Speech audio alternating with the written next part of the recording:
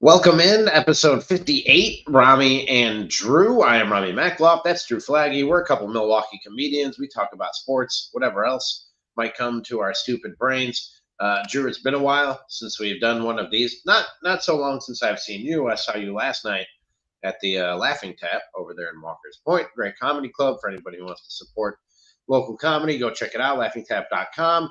You might catch Drew or myself there from time to time, and you were dressed to hoop. I mean, we were there to do comedy, but you showed up dressed to get buckets. Is what you showed up to do.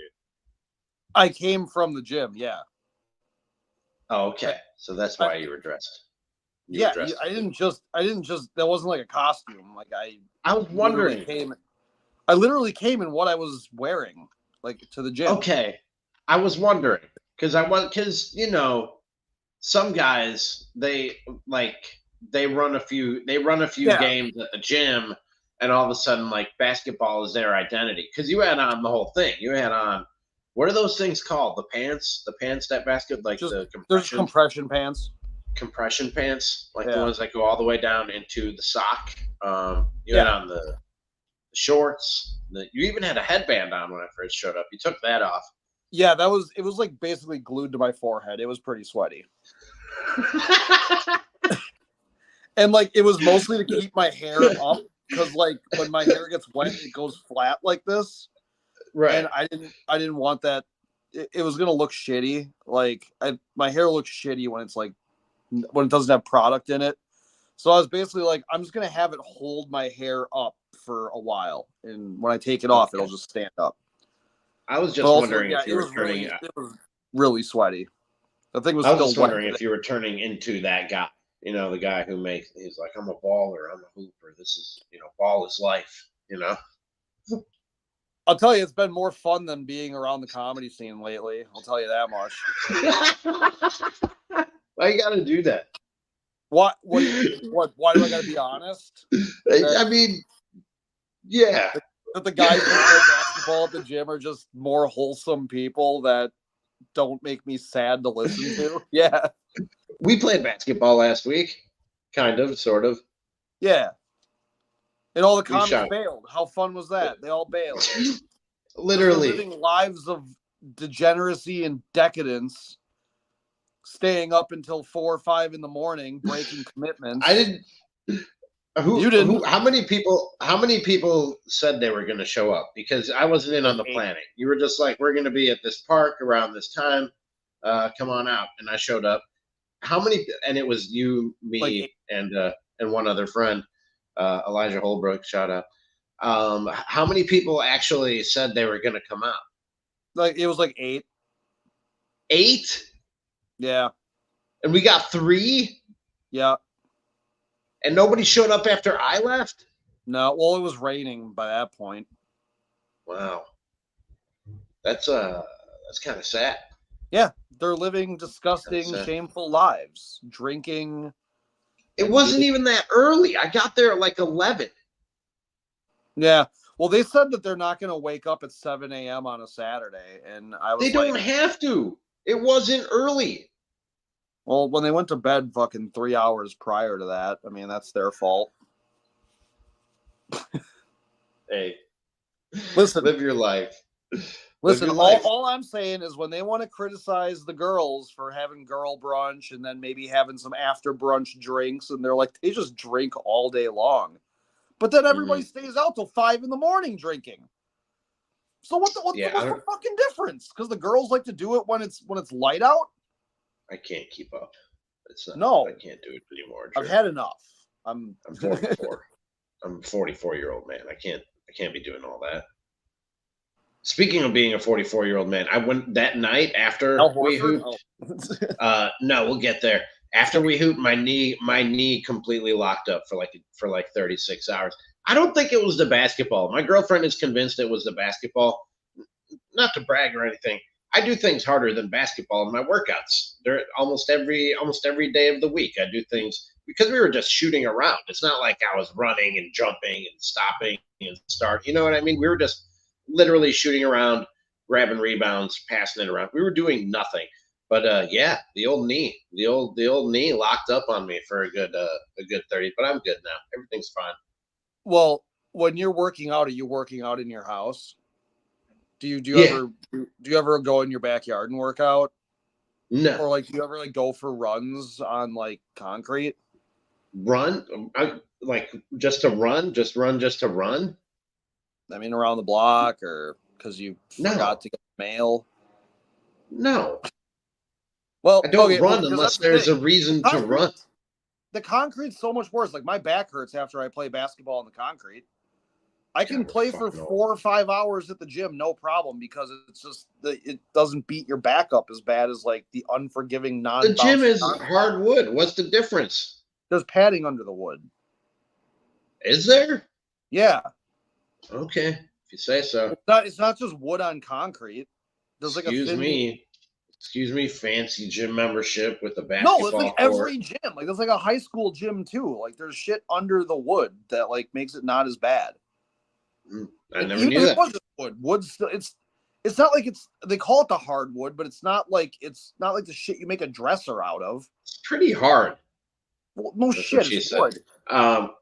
Every time, and I don't know. I was going to ask you where you want to start, finals or Brewers. But every time I see, because dude, guys take the nastiest falls in the NBA, and they just bounce back up, and I'm always like, how the fuck do they?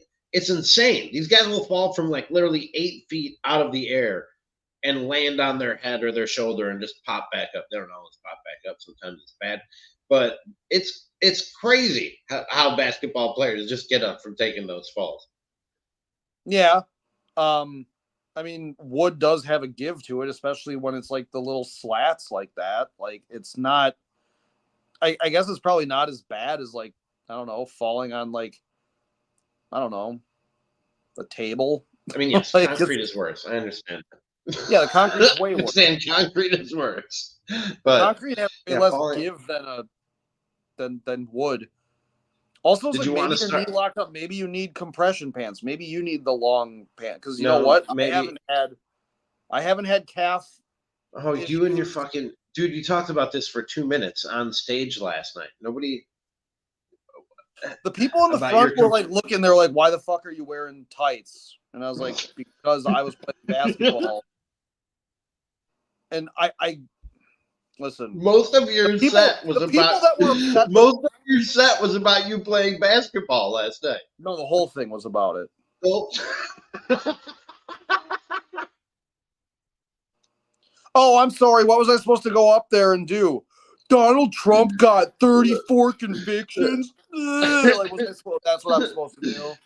I didn't hear anybody do material on that. Did anybody do material on that? Republicans or something? Like, what was I supposed to do? Like, no, I'm talking about what's going on in my life. That is what was going on. So here's what everybody else is talking about. So girls don't like me because I'm creepy and I fuck bad. And it's like, oh, that's cool. Or I can just talk about hooping. Like, I'm sorry that I'm trying to better my life. No, you're right. I'm sorry that I lost like 27 pounds just running around getting buckets. And that's my life now. It's a good way to shed some pounds. It is. It's a really good way. I suggest it to everybody instead of living your lives of decadence and sloth. Then the gym is going to be packed, man. You're not going to get as much run. I'm not even drinking Sprite no more now. I'm drinking Gatorades. Those have more sugar probably than a Sprite. They're like 130 less calories in a bottle than Sprite. How much sugar though? I don't care. I'm burning it off. All right. I'm not telling anybody what to do. Who am I? Here. Did you want to start with the finals or the Brewers getting swept? Where do you want to go to start for the actual, talk things that we come here to talk about? Oh no, it's equal. Huh? It's equal. It's 140 calories in each thing. See? And how much sugar? Tell me how much sugar. Let's see here. Added sugar is 69%. Nice. 76 on the Sprite. Sprite has 76% added sugars. Okay. And this has electrolytes. It's got what the plants need to grow. That's fair. Do your thing. I just do water. I just got trusty old H2O right here. I have water too, but sometimes I want a little bit of flavor. Mm-hmm. Mm-hmm. So, finals or Brewers? Which one did you want to talk about? We can talk about the Brewers first because I don't know. I'm not upset about that series. Actually, there were a lot of things I thought were really encouraging about that series. Like, dude, that's a really good baseball team, and I'm not trying to make excuses or take moral victories out of anything. I'm a Cubs fan. I would have no reason to do that.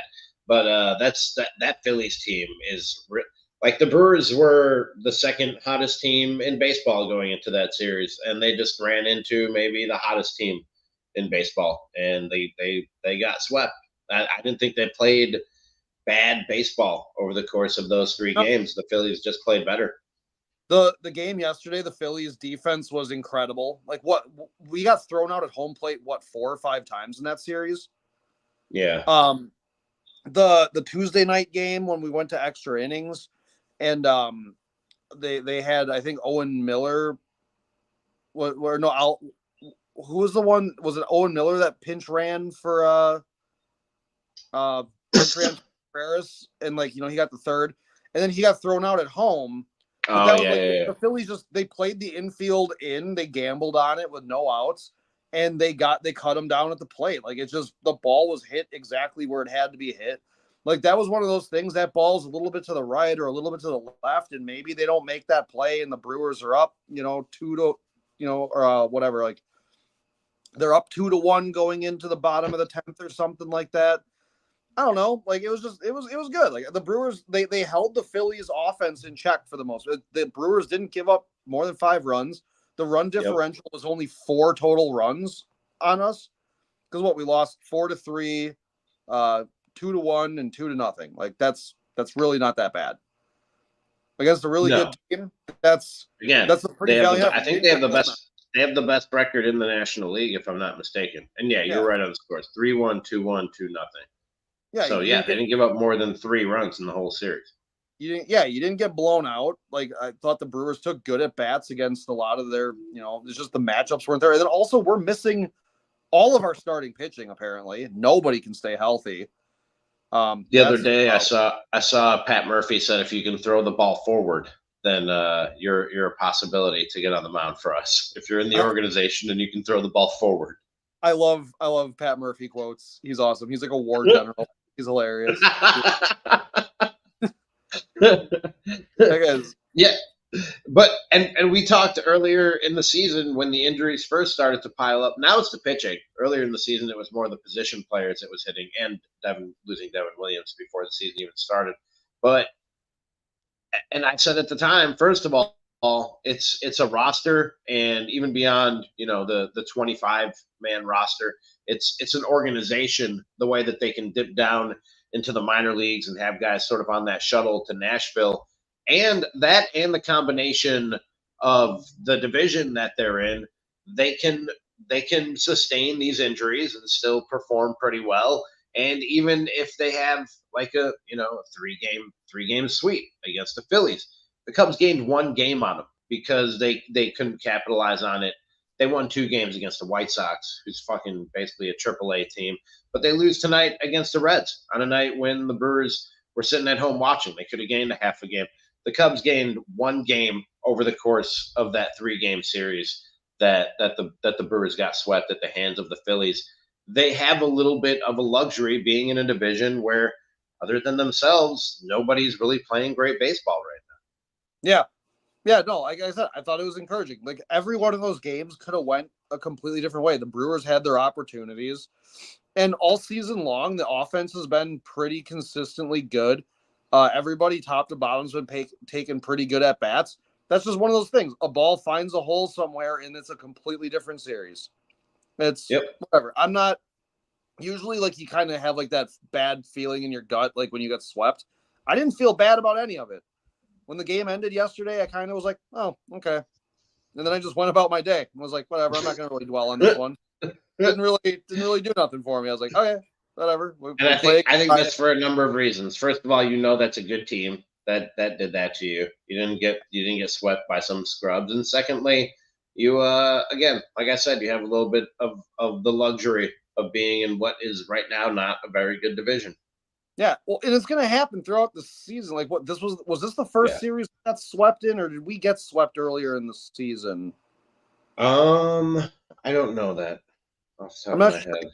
head. One of my friends brought it up that he's like, no, he's like, this was the first time we got swept all year, and I was like, did we lose one, or maybe we had a 4-game series? I thought we did. Did we have like a 4-game series against Pittsburgh and we lost like 3 of them or something? No, they split the 4 with Pittsburgh. I'm just skimming through the schedule right now, so I might miss something. I'm doing this fast and live on the air. I think this was their first. Okay. Yeah, this looks like it was their first sweep of the season. Probably gonna get swept again at some point in the season. It's not a big deal. It doesn't really bother me. It's okay. Yeah, I mean it happens. It's a 162 game schedule. It's gonna happen. All that made me do is I'm just looking forward to the next time we play the Phillies when they come here. That'll be cool. That's a fun team, dude. That's a fun baseball team to watch that they got there in Philly. I know a lot of people want to hate Bryce Harper. I like him. Like I've always liked him. Yeah. I've wanted to hate him because of the hype when he was 19 coming into the league.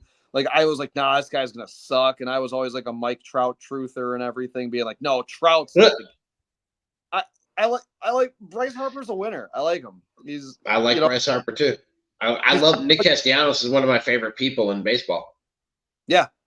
Yeah, like when he hit I got the notification yesterday when I was hooping. Like I pulled out my phone. I was like, oh. I was like, yeah, Nick Castellanos did something again. Go figure, right? Well, And I was just like, oh, put that back down. That's okay. I hear Marty Brennaman's voice every time I hear the name Nick Castellanos. So. Yeah. For that call when he he did the thing and then he had to apologize and Nick Castellanos hit the home run in the middle of his apology. That's the first thing I think of. But outside of that, Nick Castellanos is still one of my favorite players and people in Major League Baseball. So and that's a really good baseball team. If, like you said, sweeps are going to happen. If they're going to happen, they might as well happen against the team with the best record in the National League right now. And again, they didn't play bad baseball. And again, it didn't cost them much because the Cubs and the rest of the National League Central can really capitalize. Well, the bigger thing too is it wasn't a complete ass whooping. That's the biggest thing. Right, exactly. You didn't lose one game like 10-2 and then the next day get shut out. Like that didn't happen. Like they were very much in every game. They put pressure on the closer. Like, what was his name? Alvarado. They had pressure on him yesterday to like at the end of that game. So it's they had him sweating a little bit. It's everything's okay. Like it's fine. I'm like so zen about the goddamn Brewers right now. I'm just like, yeah, everything's good. They're fun. I saw a little bit of not full on, but and it's social media, so you're gonna see a little bit of this. And I don't even want to call it panic, but like a little bit of I don't know, cooling off of the Brewers fever. I guess I would like I saw somebody tweet my expectations for the pitcher. Like and stuff like that. You know what I mean? Like which is fair. We're like a little over a third of the way into the season, and I wouldn't change my perspective completely on a baseball team over almost 60 games, but I don't know. There was a little bit of negativity after the sweep against the on social media, which again you're going to see that, but I hope Brewers fan, because I don't know if you saw our boy Bart Winkler was putting out parade chairs the other day for the Milwaukee Brewers into the Winklerverse, and like I like that. I want Brewers fans to keep that up. It's a fun team, and they're going to continue to be good. And you shouldn't let this cool off your expectations at all. No, it's what, June 6th. Like we can still be happy that like baseball's fun. Like no, I know you look at the standings all year long. I know after the break I start looking at it. This is when baseball's fun. This is like everyone's chilling out. Like you don't have to be angry at games. Like nothing pisses me off until after the All-Star break. And I've gotten angry. I've gotten angry watching Cubs games. It happened tonight. I've gotten angry watching Cubs games because they continue to let the Brewers like run away with. And I know it's only 5.5 games on June 6th, but you don't want to let the Brewers keep opening up this lead and keep it at between 5 and 8 games going into September. Like I need to see that team play better baseball than what they've played. They said today, I was watching the Cubs game, they haven't won 3 in a row since the end of April. They haven't won 3 baseball games in a row since the end of April. So yeah, I get frustrated. I get angry watching my baseball team. Hasn't been as good as it has for you.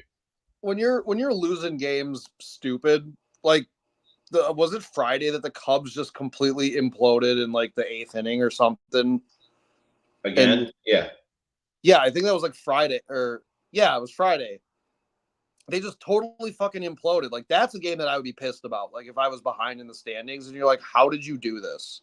They've lost like 11 or 12 games that they were leading after 7 or 8 innings. I don't remember exactly what the stat was. So yeah, there have been a lot of games like that, and that's the toughest part about it is they're letting wins slip through their fingers, and not even. But that's not to say that they're playing good baseball. You know what I mean? Because people will often go with the, oh, we've been in them all. They've all been close. I hear that a lot with Bears fans after a 4-13 season. Oh, they were all 1-score losses. I don't give a fuck about that. So I'm not saying that at all. But when you're not playing your best baseball and it's still coming down to the 8th and the 9th innings, that means they could be in this thing easily. If they won half the games that they were leading after 7 or 8 innings, they'd be in right there neck and neck with the Brewers. Play better baseball and they could maybe win this division. But they're not even playing their average baseball right now. Yeah, I mean sometimes, it's got to be organizational, and sometimes your manager just has to get the most out of their roster. Okay. Well, you didn't think I was going to take a shot at Craig Counsell? Seriously, You're obsessed with your ex. How many managerial wins have the Cubs gotten out of this one? Because everyone said like the consistent number was +8 wins. Like that's probably what Craig brings you. Have you gotten any managerial wins yet? 7 games back. I can't think of a game where I was like Craig Counsell's brilliance won that baseball game. Yeah, that's kind of what I was thinking. Yeah, I don't know, like Pat Murphy style, no, you're right. Like running on everything. I'm like, I don't know that we didn't do it last year. We're doing it this year. I don't know if this is Pat Murphy culture. I don't know, but maybe Murph still. Actually, no. You know what? I will credit Pat Murphy with shit. I'll even credit him with these losses keeping us in these games where. Because we had to use bullpen days. We've had to lean so heavy on this bullpen, having just an opener, have a guy go one, like Koenig has to go like 1 1/3 inning, and then he's out of there. And then you got Colin Ray coming in. He comes in and throws in like 2 innings or something. It's like that's masterful use of these guys. Like I don't know. Like he's not leaving any of these dudes in too long. And against the Phillies, to not have a blow-up inning with any of our guys coming out of the bullpen with our relievers, that's good management right there. Just the offense had to do something, and they couldn't. Dude, Pat Murphy has been very good. I've been impressed with what I've seen from him as a manager. I have nothing bad to say about Pat Murphy. I do think that when it comes to the aggressiveness on the base paths, because even the Craig Counsell managed Cubs are attempting more steals than they did previously under David Ross. I think, and the Brewers are probably a little bit more ahead of the curve, and they have a lot of speed in their lineup on most days. That's just the direction that the league is going, and that's the direction that the league has wanted to go, and that's what a lot of these rules changes are about, with the bigger bases and the limited pickoff moves and blah blah blah blah blah. Everything that they want more stolen base attempts and more action on the bases. So I think it is a product of Pat Murphy, but I think it's also just a product of where the sport is moving. That's the evolution of the sport. Well, also with like how many pitchers are throwing with so much crazy movement and everything, like for a team like the Brewers, you're not going to be the team that hits like 215 home runs as a roster. You're just not. You got to get, outside of the Yankees, I mean, who else is probably going to hit 200 home runs this year? Mate, I don't know. Yeah, I haven't looked at who's hitting a lot of home runs, but those are down. Yeah. Yeah, it's like because like now it's like starters like 1 through 5 are all like there are guys who are the number 5 starters or like you even got like the 6th starter on some of these teams. These guys would be like a 3 and 4 like 10, or like. Did you see? This is a non sequitur in a way, but you're talking about guys throwing hard. Did you see Skeens versus Shohei yesterday? Did you see the highlights of that? Yeah, that was a fun battle to watch, dude. He was pumping. I think he threw him like 7 straight pitches in his first 2 at bats that were 6 of them were 100 or above, and the other one was 99. And then finally Shohei caught up to him on his 3rd at bat and put it out of the park. But that was fun to watch those. It was 2 strikeouts on a lot of gas, and then one of the best hitters in the league, like figuring it out and cracking the code and putting one over the fence. It was insane. Yeah, that was cool. Like I was definitely checking in on the highlights on that stuff where I was like, all right, this is I'm not like I do get annoyed at like the MLB app where it's like I follow specifically 2 teams. That's it. I don't want updates from everybody else. Team? Who's the second team? Angels. The Angels and their dog shit. So I'm kind of to the Angels. I like the Angels. Why are you the Angels? I jumped on the bandwagon when K-Rod was like his rookie season. I was pretty pumped on K-Rod, and then they won the World Series. I was like, "Oh, this is awesome!" So I kind of just always have been kind of an Angels guy since then. But they're shit. Like they're terrible. Terrible organization. They are awful organization. They are top to bottom an awful organization. Like yeah, one of the worst in sports. They're like one of those teams that it's like, okay, it's like maybe Mike Scioscia should have been fired a long time ago. And then it's like, they're also going to do better. And then when they fired him, I was like, what are you doing? Even though I'm like, you should fire this guy. Like, because I'm like, I have another friend who, for some reason, I don't know. Yeah, fucking Anthony Rendon, you're paying him as $1, and the dude doesn't even want to play baseball. I feel so. He's just like he came out of the gate hot. It's like Mike Trout was like, "Ooh, he might put together another MVP season." Yeah, well, there goes his knee. So I was like, I hate the Angels for what they've done to Mike Trout's career because the dude is really a phenomenal baseball player. Maybe like the LeBron James of his generation in baseball, and nobody knows it. Nobody knows it.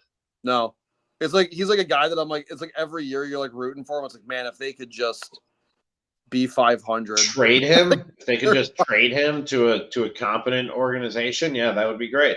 Yeah, he's terrible. Trade him to the Brewers for Gary Sanchez. I don't know. Next year. I was thinking the Cubs, but of course. Oh, you said a competent organization. Oh, come on. The Cubs are competent. They have a World Series in the last 10 years. I don't. That's cool to say. That's still cool to say. Speaking of competent organizations, Heyo, Dallas Mavericks podcast. That was they showed some signs of life there in the 3rd quarter, and I really thought they were going to do it, dude. Luka was doing Luka things, Kyrie was heating up, but that was an ass kicking in game Kyrie 1 of the NBA. He did in that 3rd quarter when they made the run, he made a couple shots. Yeah. But that was really just that was about it. That was an ass kicking from the beginning. Kristaps Porzingis came back, didn't miss a beat. He was, I think, 6 of 8 in the first half. He was bombing away from 3. So that was not what we were looking for in game 1, Drew. I'm not even so much a Mavericks fan as I want to see the Celtics lose. Yeah, I want to see the Celtics lose too. I don't want this Jason Tatum. Jason Tatum put up 6th man of the year numbers. He was like Bobby Portis out there. He was fucking 15 points. No, yeah, I'm not even going to give Jason Tatum the 15. He had 13 points, okay? And then he had, because he was at the free throw line or whatever, and they didn't pull him, so then they got one more possession with Jason Tatum on the floor, and then he hit like a pull-up jumper, and it's like, oh, no, you got 15 points. Like, wow, dude. Did he really finish with just 15? Role player, dude. He is a role player. He had 16 points. He's a fucking role player, dude. Pat Bev outscored him in a game.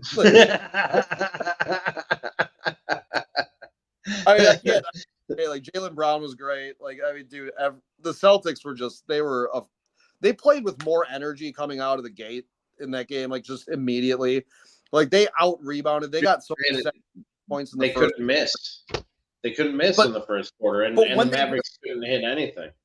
But when they missed, they were getting their own rebounds in the first quarter, and then built that lead.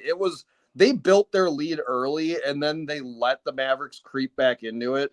But then they locked them down in defense, and then got a couple good efficient shots off, and just buried them again.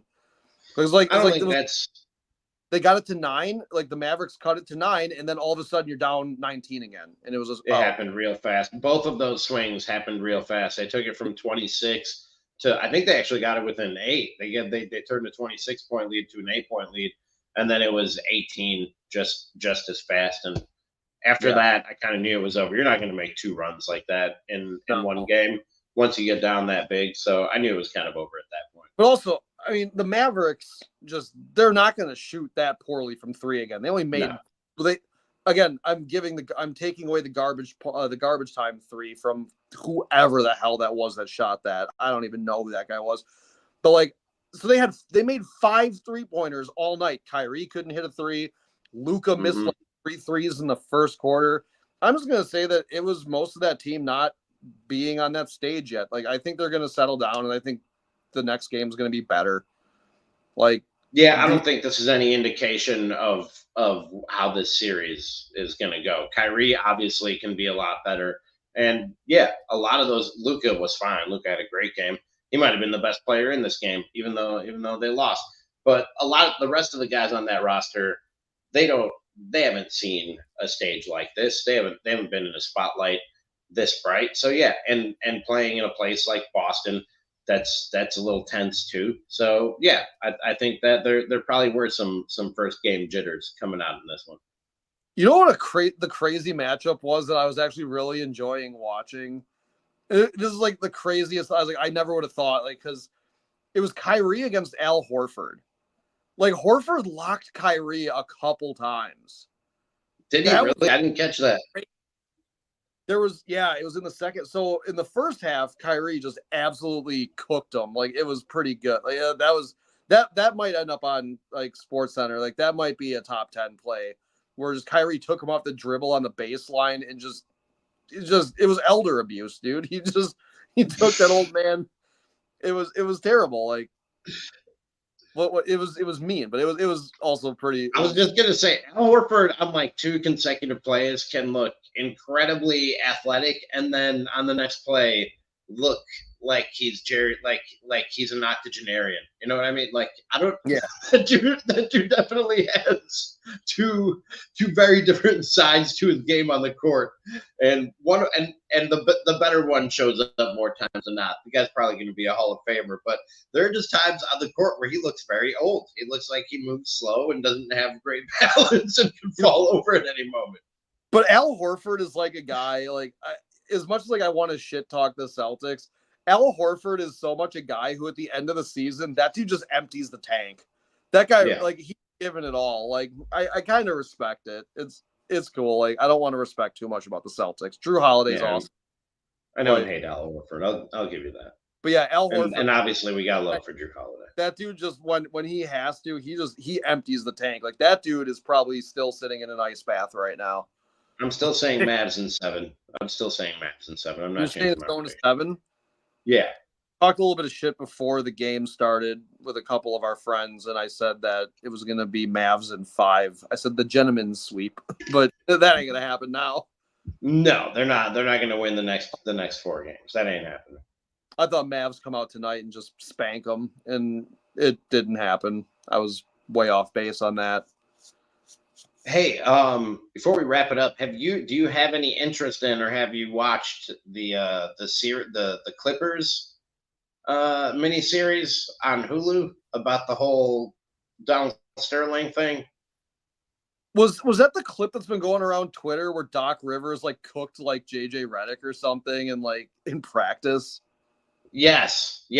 I saw the clip of Doc Rivers played by Lawrence Fishburne, which is probably and Ed O'Neill plays Donald Sterling.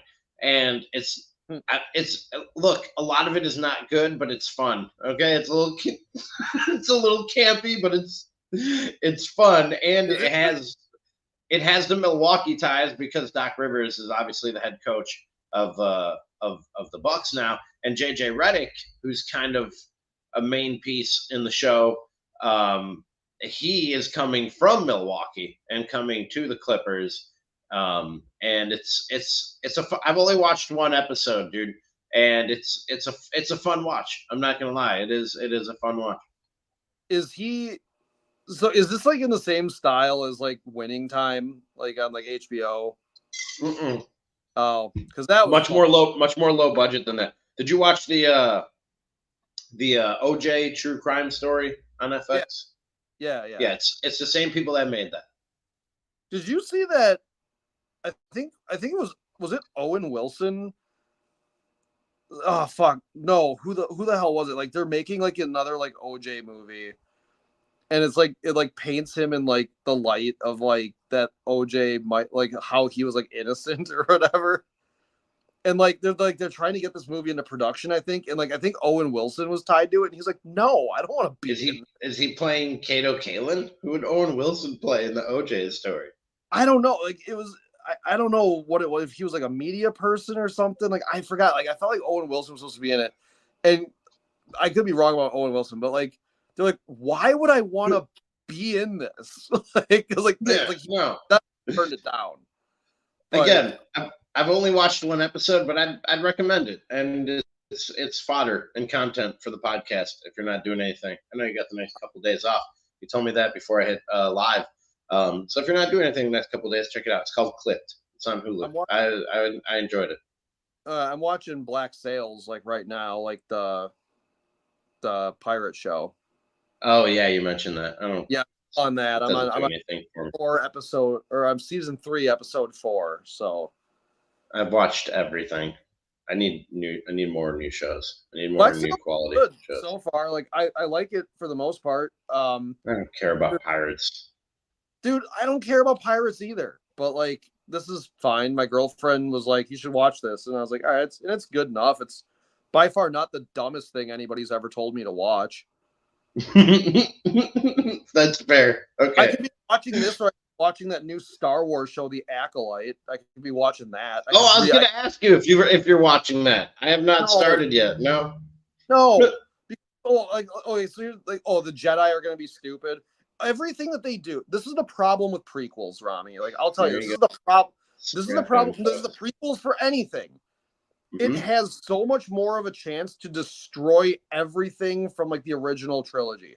It is so like anything that the story that you knew, they're like, well, let's actually explain how things came to be. But then it's like when characters do dumb shit over and over, you're like, oh, so like the good guys, like everything they did and everything that was built on was because there were a bunch of morons before them. Cool. Really good. And it's like, I understand that if you believe in evolution or whatever, I don't care. I don't want to get into that debate with people. But it's like, oh, we came from caves. Yes, we had idiots. They had to be bred out. They had to get eaten by saber-toothed tigers, shit like that. I understand. We had to learn that big cats are scary. Yeah. And some people had to get their faces eaten. Right. When the Oonga Boonga people were walking around discovering fire, like some of them died. Some of them tried to eat the fire. Some got burned. Yeah, I'm sure. A fire. That's why we don't have hairy faces, because we descended from the people who didn't burn their entire heads off. Exactly. Yes, I believe that's well documented in science journals. That's exactly how it went down. Also, it's like, okay, like, so this is like the from what I read about this stupid ass Star Wars show, they're like, it takes place 2,000 years before the prequel trilogy. So like the aesthetics never changed. Wait. The people just all still dress exactly the same. This takes place 2,000 years. Hold on. This takes place 2,000 years prior to Anakin being born? Yeah. Like episode 1, yeah. 2,000 years? That's what I thought it said, or something like that. That's insane. Why do we have to go back 2,000 years? And are years the same in Star Wars? Are star years the same as Earth years? So if you're like a Star Wars person, it's I'm sorry I asked.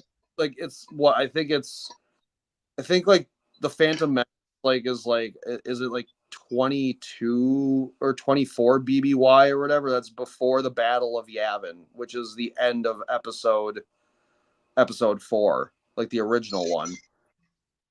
So that they track it in BBY, which is before Gotcha.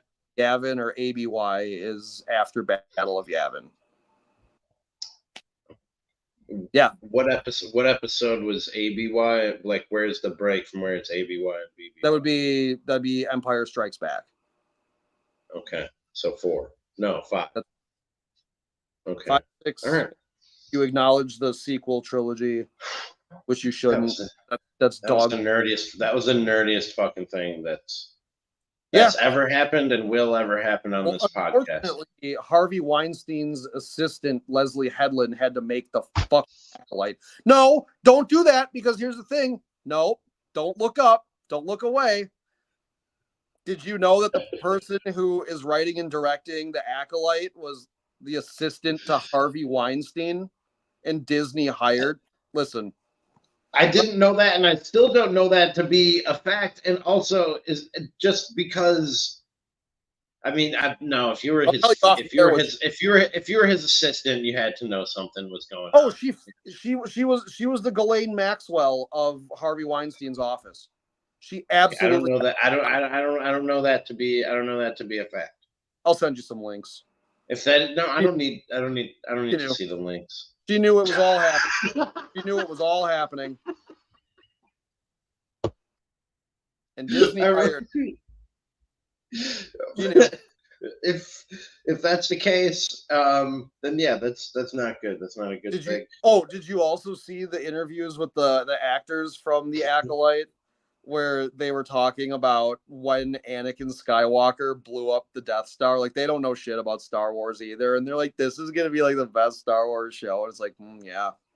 The actors didn't know anything about. They don't know anything about Star Wars. Like, none of them. I mean, they just need to know their script and be good at delivering it. I don't need them to know all the canon of Star Wars. Motion on the YouTube page, he says Dan Hurley to the Lakers. Yeah, we haven't mentioned that. It sounds like Dan Hurley, the UConn men's basketball coach, is the front runner for the Lakers job.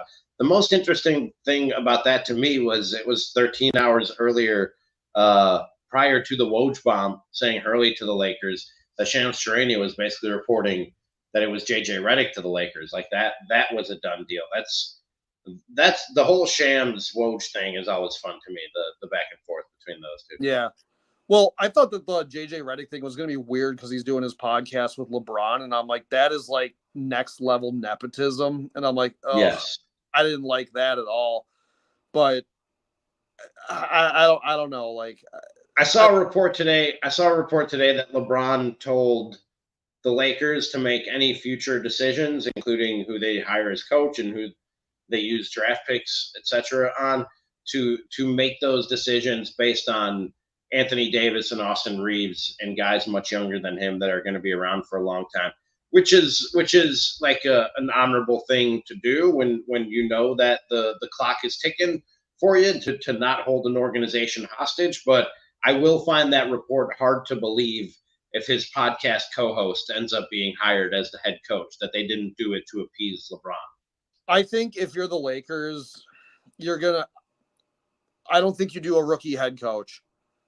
I mean, it would be a rookie in the NBA regardless if you take the dude from UConn, but like that's a high-level basketball program that's consistently. Yeah, 2 championships, I think. I don't know shit about college basketball. So I would, especially with the roster that the Lakers have and the money that they're kind of willing to spend every now and then, and like the trades they're willing to make, I think you would want to, for the foreseeable future, go with a guy who is like a system guy who would be able to do that. And he's not exactly like a rookie, but like, you know, he would be in the NBA. I guess I like the Hurley idea for the Lakers better than JJ Redick's really good with like analytics, but there's a point where it's like he's such an egghead with this shit that like JJ Redick, as much as I like his podcast, he does have personal biases for a lot of things. Sure. And I don't know that he would be able to do the coaching job or the coaching thing right. Like, I would rather take a flyer on an actual coach from somewhere. It's funny that he's a pretty major character in this clipped series. I still can never get over also JJ Redick crying when he got traded to Milwaukee. Yeah, he did. I remember that. Yeah, he said he cried when he was on the plane. When he was on the plane over. Crying, since we didn't talk about this, did you see the Jabari Parker thing? Yeah. Oof. And but at first people had this. I had the same reaction. Like I felt bad for him. I felt sympathy for Jabari Parker. For those who don't know what we're talking about, he's playing in Europe somewhere. Is it Spanish league? I think it's the Spanish league. I'm not sure. And the reporter asked him, I don't know, just like his thoughts on his first year playing overseas in Europe, and he starts breaking down and tearing up, and then the camera cuts off, and people thought he was sad. He said later that those were tears of appreciation, that he's just able to play basketball for a living again, because the dude's had a bad run of injuries, and it ran him right out of the league. So he said those were tears of joy and appreciation that he played a full season over there, and that he can hoop again and make a living doing it. Is that really what ran him out of the NBA? He had the worst plus minus, like the second to last year he was in the NBA for any player. Well, but at that time, his injuries had ravaged his game, dude. He wasn't the player that he was when the Bucks drafted him. No, but he also, remember when he said he doesn't get paid to play defense? Do you remember all those quotes? I do. Yeah, I do. There was a lot of young man refusal to want to shape up. And I do think that there was some jealousy when he was out that Giannis became a rising star. And I think that he was supposed to be the franchise, and Giannis took that. There was never going to be. Remember when Phil Mackey was talking about how, every now and then, like an organization has to make a decision between one or the other guy, and then one might feel slighted. I think Jabari Parker hit that way sooner than he needed to, and that's why he ended up getting moved on from. Like it. Yeah, I'd be interested to see. I'd be interested to see and it's not like a Derrick Rose what if, because we saw Derrick Rose win an MVP before his knee problems ravaged his career. But it is an interesting what if. What kind of player would Jabari Parker have been if he didn't have the injury problems that he had, and had he reached that full potential, and Giannis reached his full potential, which he obviously has and continues to, how those two, or if those two, would be able to coexist. Yeah. Well, Jabari Parker he would have had to have been a better shooter. And I mean, the other factor on that too is Chris Middleton a part of this team if Jabari Parker is still here? Is probably not. I'm sure there's enough people that watch this that probably are like, oh my God, Chris Middleton could have been off this team 10 years ago. That would have been great. But I agree with this next comment here. It's AJ Grill. I don't know if you know him or not. He says, for Christ's sake, will someone get Drew a ring light? You really gotta invest something in this fucking podcast, dude. I have a ring light. I bought a camera. I bought a microphone. I bought a microphone stand. Like, put $20 into this podcast and get yourself some fucking lighting. AJ is 100% correct. The picture that AJ has is lit so poorly on it. I didn't see it. Let me see it. Look at that. No, that's artistic. That lighting is artistic. That's meant to be that way, whereas you are just being lazy and cheap and not buying some basic ass podcasting equipment. Fine. I told you can buy like a camera light combo thing for $100 at Target. $100, it's nothing. Me and AJ had a good talk on the phone today, and now I feel completely betrayed. You still talk on the phone with people? I was driving home from work. I couldn't text. It was rush hour. I think that's maybe why I don't have. This is gonna get deep. And then we'll wrap it up. I don't have as close of relationships with as many people as I see others having, and I think it's just because I don't want to talk on the phone. You know what I mean? There's like five people I want to talk on the phone with, and one of them is my mom, and one of them is my girlfriend. That's other than that, there's nobody I want to talk on the phone with. There's like You three people who I feel like can hold a phone conversation. you live with your girlfriend. Why do you want to talk to her on the phone? You're gonna see her. Like we did the long distance thing for like 6 months, or if she's out of town on work or something, you know what I mean? Like I don't mind a good long phone Oh, conversation. that's different. I thought you were talking about like daily. I was No, like, what? no, I talked to her plenty here. Yeah, she's sick of me. Yeah, I'm like, why? Okay, yeah, out of town is that's one thing. But like, I was like, I thought it's like you're like, oh, it's But my noon. friends, I don't talk on the phone with them. It's time I for literally our have like three phone friends. call. I literally have three friends who I will talk on the phone with. I think it would have been funny if your mic would have cut out when you said, "I literally have three friends." No, it's six. I have six Well, do you remember friends. when you invite one of those friends to your cookout when Bart just was hungry and alone, and you know he's got lawn chairs? Why didn't you invite him? Sure, that's fair. That's fair. Did you Fucked up. see the lawn? Did you see the lawn chair episode Of what? Into the Winklerverse? Yeah, it was hilarious. Okay, it was. It was great. Yeah. It's pretty funny. He didn't have a lawn chair. He thought he had a lawn chair. He did not have a lawn chair. Well, you know, People should check it out if they haven't. Go see our good friend Bart Winkler, Into the Winklerverse. they Any definitely- final thoughts, Drew? Nah, the Mavs are gonna win on when do they play Saturday? They're gonna win that day. Yes. All right. Get a ring light. Yeah, Maybe a microphone of some sort, something. I'll go to But Walmart tomorrow. yeah, you can get one of those at Walmart for like $20. No problem. Clips right to your phone. Easy peasy. All right, I'm gonna watch my pirate show. All right. This has been episode 58 of Ramie and Drew. Please follow, subscribe, like, rate, review, tell a friend, YouTube, Spotify, and Apple. And we will talk to you next time. Thank you for watching or listening.